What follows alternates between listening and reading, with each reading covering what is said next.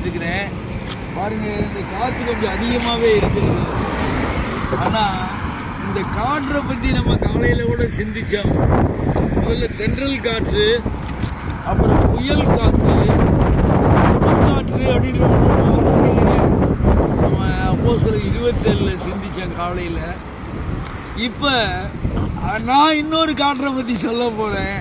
அது என்னென்னா, காற்று தனக்கு இஷ்டமான இடங்களில் வீசுவதைப் போல பரிசுத்த ஆவியை பெற்ற தேவ மனிதனை சுத்தமான இடங்களுக்கு கொண்டு சென்று அவருடைய நாமத்தை ஆண்டவர் மகிமைப்படுத்துகிறார். அப்படித்தான் நாங்கள் இந்த கொள்கைக்கு வந்து இந்த வார்த்தையை பேசிட்டு இருக்கிறோம். நம்முடைய ஆண்டவர் நம்முடைய கரங்களில் எடுக்கும்போது அவர் பலவான் கையில் அம்புக்கு சமானமாக நம்மை பயன்படுத்தி நன்மைப்படுத்தி ஆசீர்வதித்து உயர்த்துகிறவராயிருக்கிறார்.